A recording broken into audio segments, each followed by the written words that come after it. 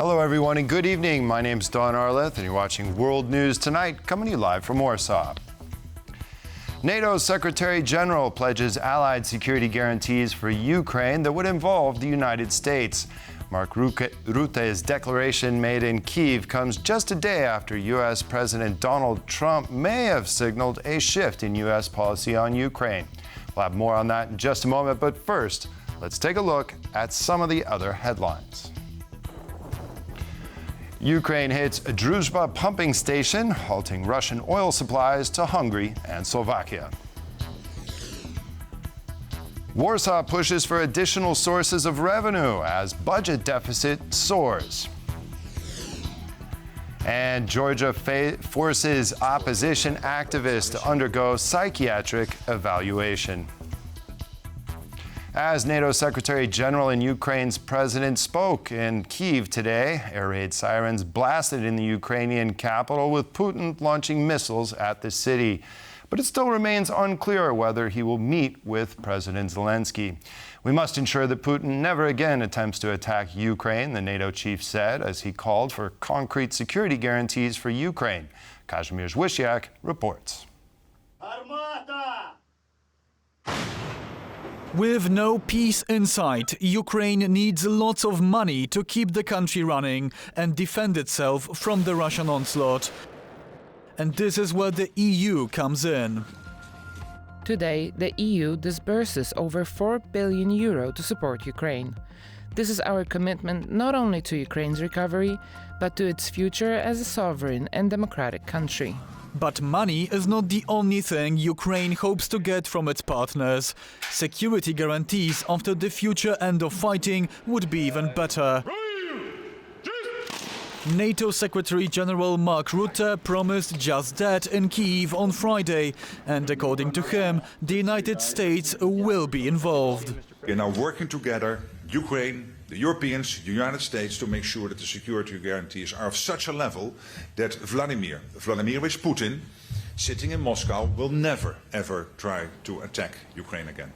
But exactly what these security measures would be remains unclear, and the lack of details is making Ukrainians nervous. We are more or less in the same spot that we were in 2 weeks ago. The idea of a land swap is unworkable.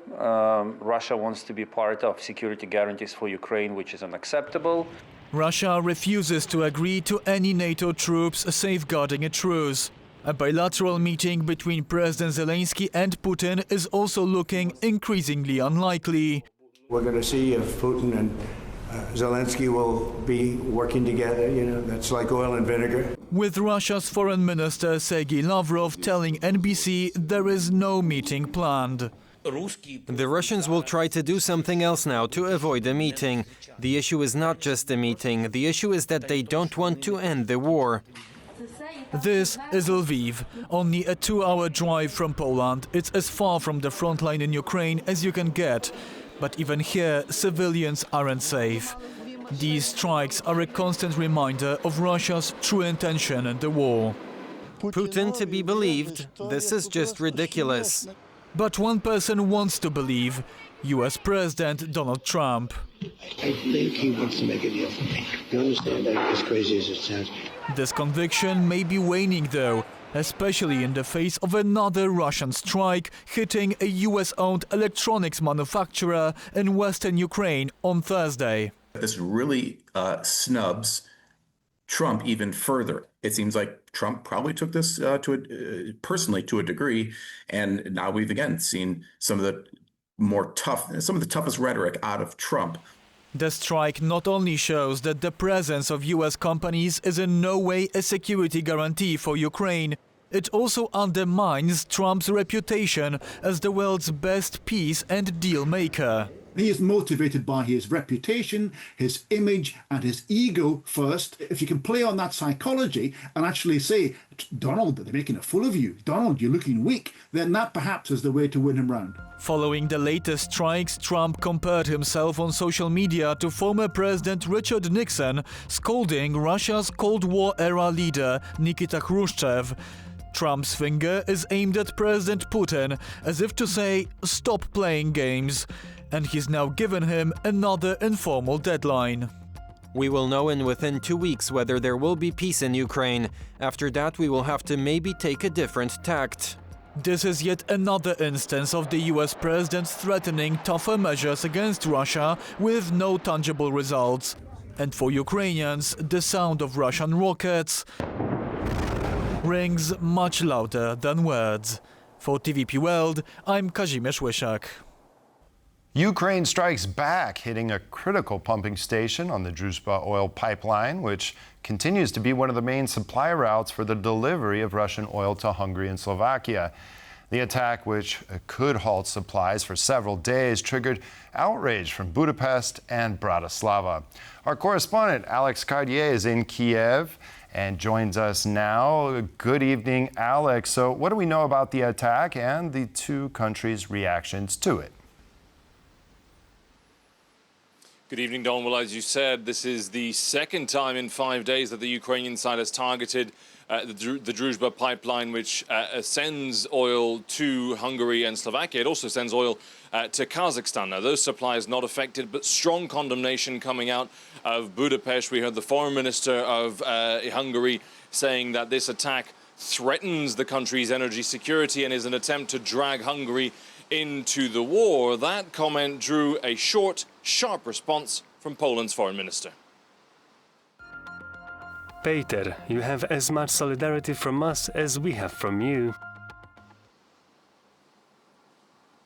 Now, of course, that is the context in which these European leaders are operating, because either way, irrespective of these attacks, Hungary and Slovakia will have to phase out any imports of Russian oil by the end of 2027. That is part of a broader European Union plan called Repower EU. They are currently the only two countries still buying oil from Russia. Everyone else has phased out that supply. Now, clearly, Hungary standing out with Slovakia as two countries that are more Russia-friendly, more Kremlin-cozy, if you will, whereas the rest of the European Union still working hard and still spending a lot of money on supporting Ukraine against this war of aggression from the Kremlin. Now, however, there is another player, as there has been throughout the last few weeks when we talk about Ukraine. That is US President Donald Trump, a close ally of Viktor Orban.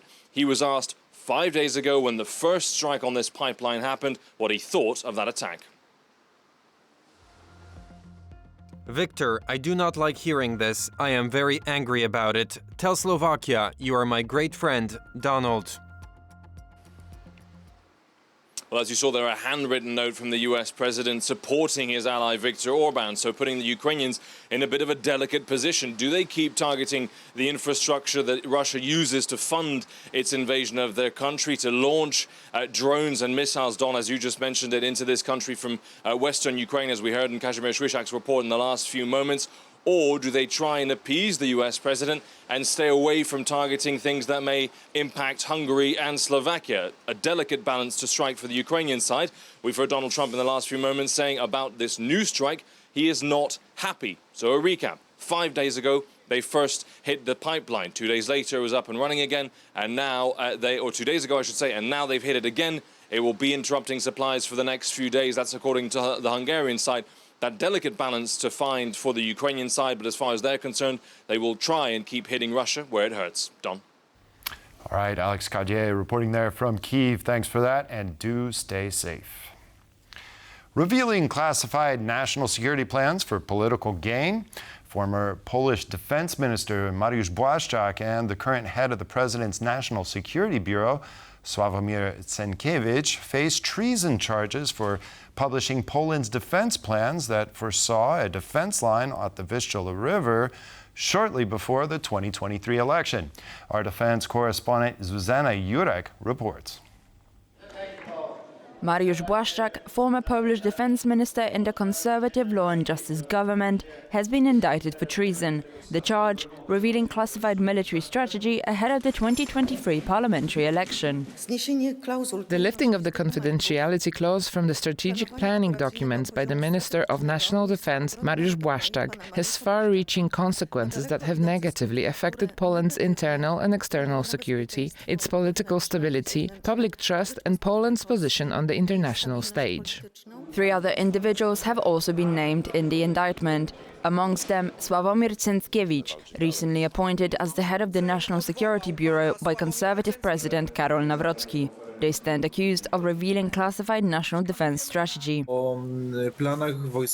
Those were strategic military plans of a response to a potential Russian attack on Poland. According to information made public at the time, Donald Tusk's government planned to establish a separate defense line along the Vistula River. This naturally implied that the part of Poland east of the Vistula would be ceded to Russia. Members of the currently ruling civic coalition, including Foreign Minister Radosław Sikorski, took to social media to appeal to their peers. Let this be a warning to all politicians against toying with Poland's security for political gain. The accused insist the charges are purely political. This isn't an indictment. It's Donald Tusk taking revenge on me in court. This is the price I pay for revealing the plans of the first civic platform Polish People's Party-led government to surrender almost half of Poland without a fight. But allegations of a politically motivated retaliation meant to undermine the ruling coalition are thrown back at Błaszczak. I can only say that the Minister of Defense revealing such documents as the war is going on and as our opponents are infiltrating the Polish public space certainly makes the Kremlin happy. The significance of Błaszczak's actions extends beyond the core concerns of Poland's security. The problem is that in the relations with our NATO partners, we lost credibility. Because in NATO, when you promise to keep something undercover, and the military plans that involve other NATO armies and other military from different countries, you need to have this high level of trust. But how much of a national security threat does the breach pose right now? This was a plan, accepted, I believe, by former President Lech Kaczynski, so late President Lech Kaczynski, so more than 10 years ago. Actually, since then, the military planning has been advanced, and there are many, new options that has been, revealed. The case will now go to trial. If found guilty, the accused could face up to 10 years in prison. For TVP World, Zuzanna Jurek. Serbian President Aleksandar Vučić signaled a change of tactics against those who have been taking to the streets of Serbia since last year. After using violence to crush the anti-corruption protests, Vučić now proposes a televised debate. Our Balkans correspondent Pavel Trzaskowski has more. After months of anti-government protests that have been met with increasing police brutality, Serbian President Aleksandar Vučić has invited the representatives of protesters to a televised debate. I believe it is very important that we all listen to one another. I believe it is of crucial importance that we renew dialogue in our country. I have tried to listen, perhaps not always enough, and I accept that as my mistake. This act of conciliation comes after Vučić promised to show the demonstrators the full determination of the Serbian state by the end of Thursday. But some protesters' representatives said it's hard to imagine more brutality, as repressions administered by Vučić and his party were already very severe. He had weapons pointed at protesters. He had us beating. One kid is in prison. They are not letting prisoners having their lawyers with them. In fact, the past few weeks have been rife with documented police brutality.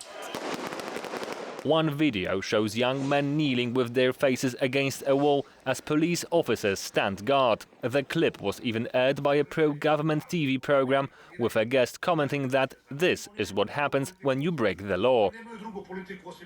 The accounts of police brutality also include assaults on women. A march was organized in Belgrade this week supporting Nikolina Sindelic, who accused a police commander of beating her and threatening her with rape. Women who take part in the protests are the most vulnerable group. We have no one to protect us. If I go to a protest, I should be able to turn to the police and say, "Officer, protect me." Not be beaten, dragged into some basement of a government building, threatened with rape and forced to beg them to stop. But as the deadline for more decisive action has passed, the government seems now to be extending its hand to the very people it vowed to oppress. Vucic's request for a dialogue might be prompted by the growing impatience of the European Union, which Serbia hopes to join. Negotiations are stalling because of the protests. Reports of violence during recent protests in Serbia are deeply concerning. Advancing on the EU path requires that citizens can express their views freely and journalists can report without intimidation or attacks. And earlier this month, during a meeting with Austrian Chancellor Christian Stocker, Vucic is said to have been warned that Serbia must refrain from violently repressing protests if it wants to remain a candidate for the European bloc. And now with Vucic saying, I want to discuss the future of Serbia, all of us together, because that is what is best for our country. He's signaling a major change in tactics for the preservation of his government. Paweł Trzaskowski for TVP World. Georgian opposition activist Nino Dadashvili is being forced to undergo psychiatric evaluation as she's being held in prison for allegedly assaulting a court security officer. The country ruled by the pro-Russian Georgian Dream Party is accused of using Soviet-style tactics to crush political dissent. Piotr Miszczuk reports. A detained anti-government Georgian activist Nino Dadashvili has been forced to undergo psychiatric evaluation in a move that experts say is reminiscent of the methods used in the past by the Soviet Union. The rhetoric, the tactics, the methodologies, unfortunately for me and for my country, typically the same as Soviet Union using against human rights defenders and activists. She was arrested for allegedly attacking a court security officer. Experts say that psychiatric evaluation serves a twofold purpose. So the attempt is to put pressure on her, psychological pressure, at the same time to sell the issue to the general public, like, therefore to use this term, but this person is not psychologically healthy, crazy person.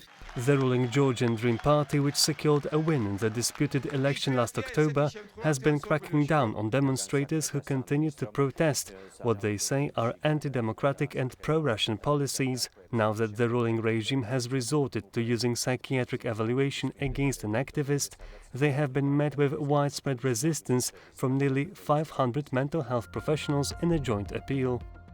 The professional community working in the field of mental health in Georgia, relevant professional societies and organizations condemn the use of psychiatry for political purposes and call on the Georgian justice system to nip in the bud any attempt in this direction, as happened in the case of Nino Dadashvili.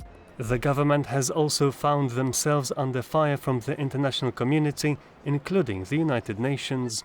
I am very concerned by her continued detention and the attempt at forcible transfer to a psychiatric facility. I call for her release. Dadashvili might face up to 7 years in jail. Her husband said he is aware that his wife will be imprisoned for some time. Around 60-70 political prisoners have been in Georgia since November demonstrations. Only 2 have been freed so far. But what he said is that she was determined to fight for her country. But my wife decided that Georgia should be saved. If everybody flees country, then there is no way to make Georgia back to Europe again. Dadashvili's case is one of several recent prosecutions which, according to critics, demonstrate the Georgian Dreams Party's growing tendency to use severe criminal charges against activists and journalists for relatively minor offences. For TVP World, I'm Piotr Miszczuk. Poland has new taxes in the pipeline as earlier forecasts were too optimistic for budget revenues in 2026 and beyond. Today, the Warsaw Banking Index sank by 10%. The reason? A hike in corporate income tax for banks, going from the current 19% all the way to 30% next year. And that's not all. More taxes are on the way. Jan Kennedy breaks it down in this report. Warsaw Stock Exchange investors with banks in their portfolios sold off heavily on Friday. As a result, the WIG Banki Index, which includes Poland's biggest lenders, plunged by more than 10%. It comes after the Deputy Finance Minister announced a new tax on the banking sector will be introduced starting next year. The rate will rise from 19% to 30% in 2026. In 2027, it will be 26%. In the following years, it will be 23%. This is set to bring in an additional €1.5 billion in 2026 and some €4.5 billion within the next decade. The Ministry of Finance is looking for additional sources of revenue, ideally ones that can be explained simply to the public. For now, the burden has fallen partly on banks.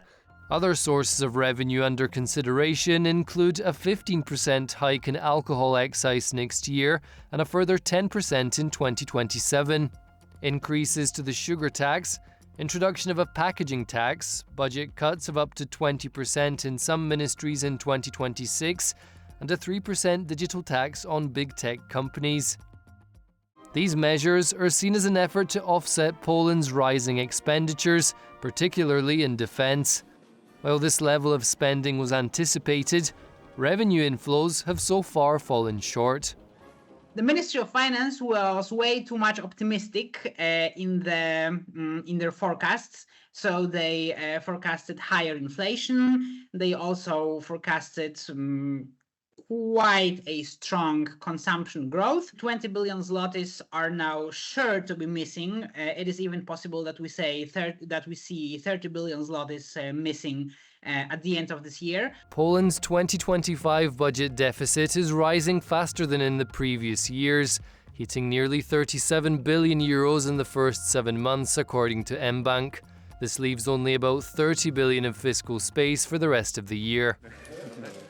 Analysts say this means the Ministry of Finance will likely have to revise the budget in the autumn. Without revision of the Budget Act, we would need to keep deficit at levels seen last year. However, this is not really the most probable scenario. Of course, every year spending accelerates at the end of the year. The Ministry of Finance, however, is of a different opinion. It told the Polish press agency on Friday that it is not working on a 2025 budget revision. For TVP World, Jan Kennedy. NATO Secretary General Mark Rutte visited Kyiv today to discuss security guarantees with President Zelenskyy. An American electronics company was also targeted by Vladimir Putin's forces on Thursday, and there has yet to be a reaction from the American president. Joining me now to discuss the latest concerning Ukraine is Ivana Stradner, research fellow at the Foundation for the Defense of Democracies. Hello, Ivana, and thank you so much for joining us on World News Tonight. Always pleasure.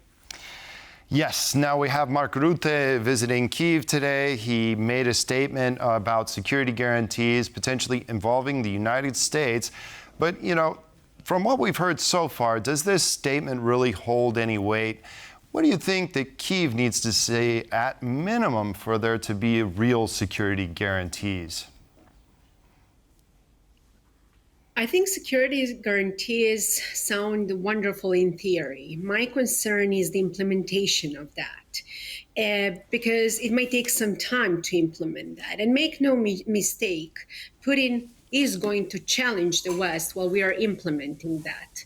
More importantly, the most powerful security guarantee for Ukraine is strong Ukraine militarily.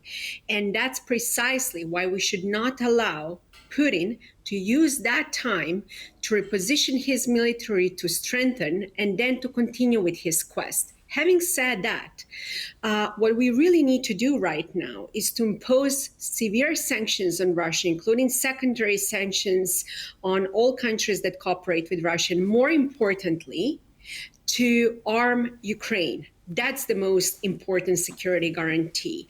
And I also want to bring something quite unpopular in the West. Putin is willing to challenge the West. Let's not forget it also, Serbia, 2 years ago, Serbian protesters attacked 90 NATO peacekeepers. What did NATO do? Nothing. So that's precisely why we should be emphasizing that actions speak louder than words. Security guarantees sounds great in practice. The implementation is even more important. And just look at the Russian media and Russian officials, what they are saying. They're certainly, not happy about this particular idea. So let's see how this unfolds. But as I mentioned many times on your show, Putin only fears Western strength. Well, and Ivana, I'll add to that, on Thursday, a NASDAQ-listed American company, Flex, was hit by a Russian strike, rendering it inoperable. We've been told time and time again, the more American investment there is in Ukraine, these are essentially security guarantees. But does this latest strike prove that that is simply not the case? Putin is more than happy to show that the West is a paper tiger. Look, I understand that many of the people in the West do not want to even acknowledge that we're already at war with Russia. Russia is waging hybrid war and waging sabotage activities across the West. What happened with American company earlier this week is just like one instance. I can give you so many instances what has been happening in Germany, in the UK, Russian cutting sea cables. Look, even in Poland, Russia has been weaponizing migration. We have numerous sabotage activities across the West. So if this is not a wake-up call, then I don't know what it is. And with all due respect, I think it's really past time for Western policymakers to understand the Russian military doctrine. It's very different from the Western one. Having said that, they're waging something that is called a new generation of warfare. And that's precisely why we have to acknowledge that we are already at a hybrid war with Russia.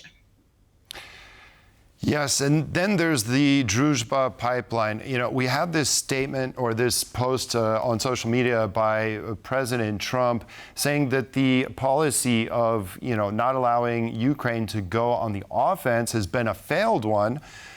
Yet Ukraine goes and attacks this pumping station and, shutting down the Druzhba oil pipeline, and essentially Donald Trump responding that he doesn't like it. I mean, we have so many contradictions here. Do we really have a concrete policy? Does the American administration really know what it's up against? I think President Trump's signature is to wage foreign policy deliberately in a confusing way to confuse his enemies. And I think there is really nothing wrong with that. As a matter of fact, he would say one thing today, something else tomorrow. And that level of confusion is truly a nightmare for Vladimir Putin. My concern, and that's why I always keep telling people, follow actions, not words. But my concern is that even if we, to put in quotation mark, allow Ukraine to go on the offensive, Ukraine needs to have means to go on the offensive. And we are running out of time. So that's something that I believe that it's very important to emphasize. And finally, Russian center of gravity is energy sector.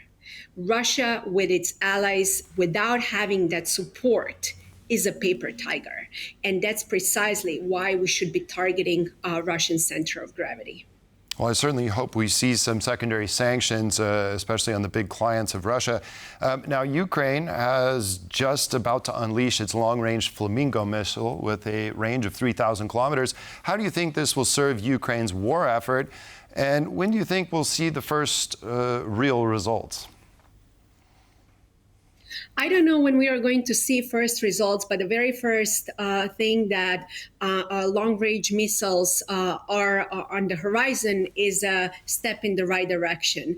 I don't think that this war is going to end anytime soon, and we need to really think in the long run, because the only way that we can stop this war is if we stop Putin, and Putin will only be stopped if he loses on the battlefield. That's what they say, and I'll go with that. Ivana Stradner, a research fellow, Foundation for the Defense of Democracies. Thank you so much for joining us. As always, we appreciate it. Always pleasure. And that concludes this edition of World News Tonight. Thank you all for joining us. Have a wonderful evening and weekend, and we'll see you next time. Good night.